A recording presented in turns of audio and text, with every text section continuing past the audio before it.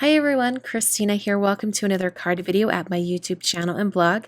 Today I'm starting out by taking some watercolor paper and adhering that down onto a hard board so that I could do some watercolor painting.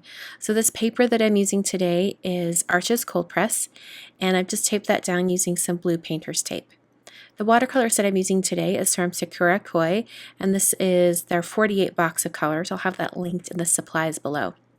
So the technique that I'm using for today's watercolor background is very similar or practically the same as one that I showed you guys a few weeks back. So I'll have that linked up in the top corner if you want to check that one out as well.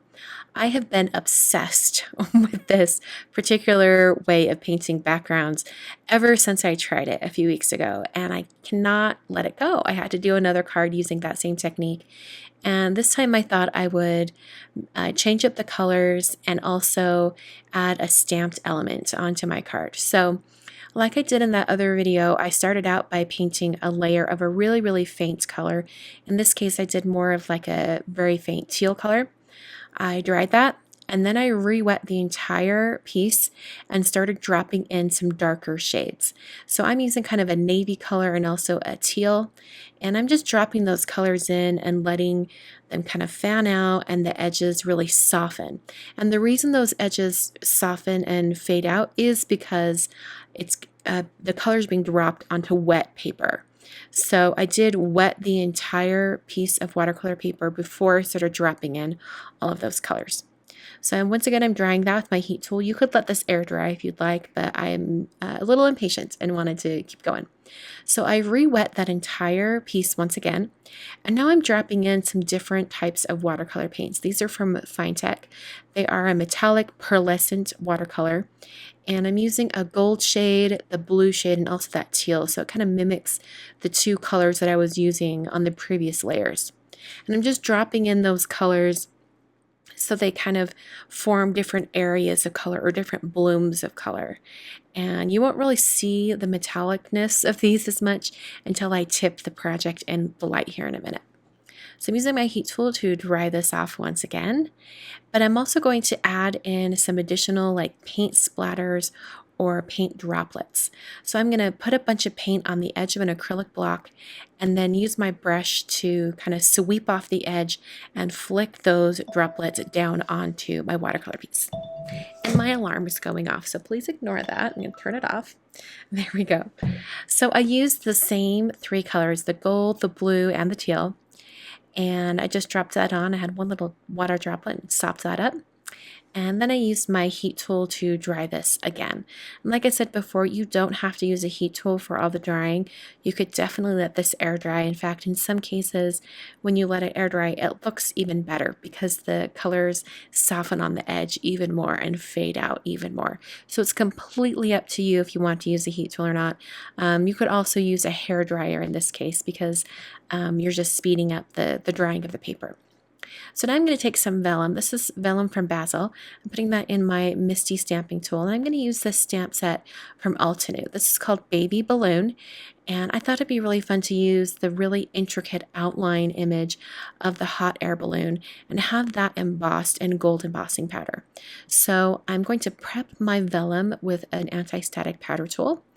And this just prevents the embossing powder from sticking to areas where I don't want it. And I'm going to use Versamark ink on that stamp. This is a really sticky ink, so it's perfect for stamping and then adding some heat embossing powder. So I'm stamping that down, and then I'm using some rich pale gold embossing powder from Wow.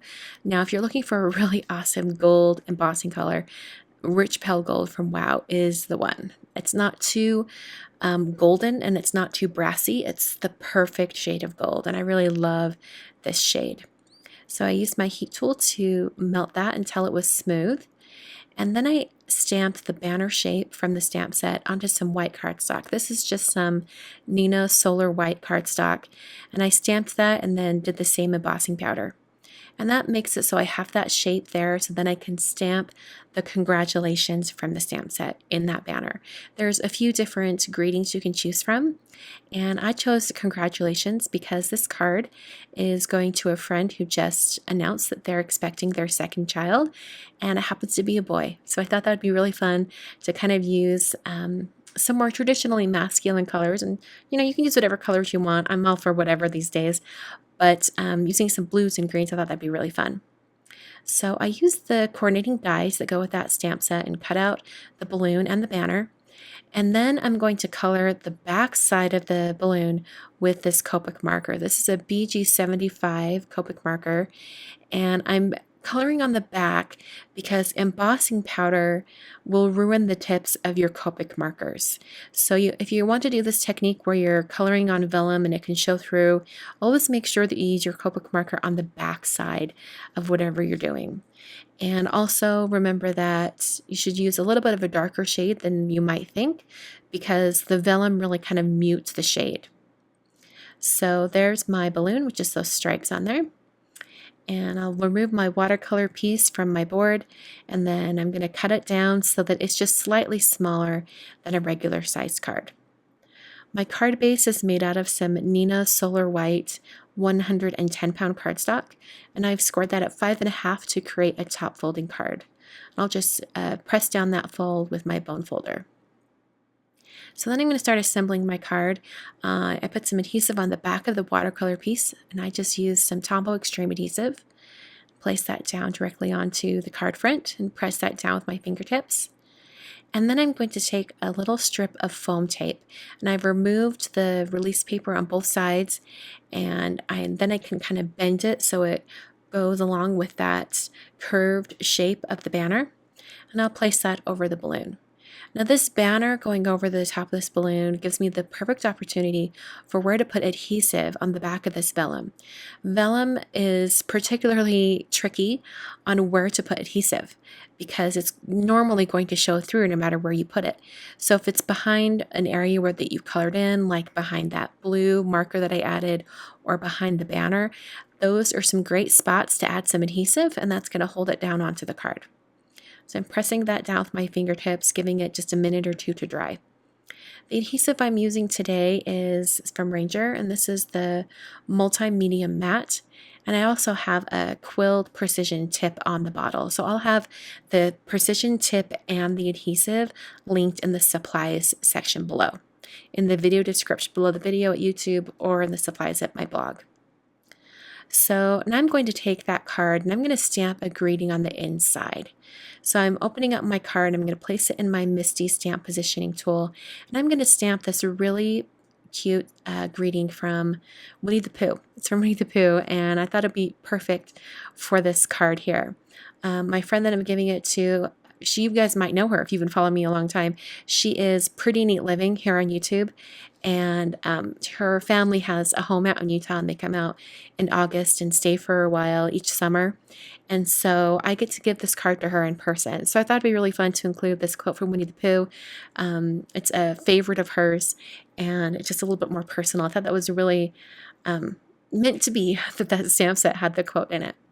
So I've stamped that with some VersaFine Onyx Black ink. And that almost finishes the card, except I thought just the balloon on the front was a little bit too lonely. I needed some other imagery around it. So I'm going to take these little tiny star stamps from the stamp set, and I'm going to add those on using some Versamark ink. And I just stamped a few stars, and then I coated them in that same embossing powder. And then after a few were coated with the embossing powder, then I stamped a few more. So I started out by just stamping 2 stars, and then after those were coated so I could see where they were located, then I stamped some other ones around them. I used my heat tool to heat set that until they were completely smooth and melted. And that finishes the card for today. Hope you guys enjoyed. I really love that watercolor technique, and I want to keep doing it over and over again, but I will venture from it, I promise. Thanks so much for watching today, and I will catch you guys in the next video.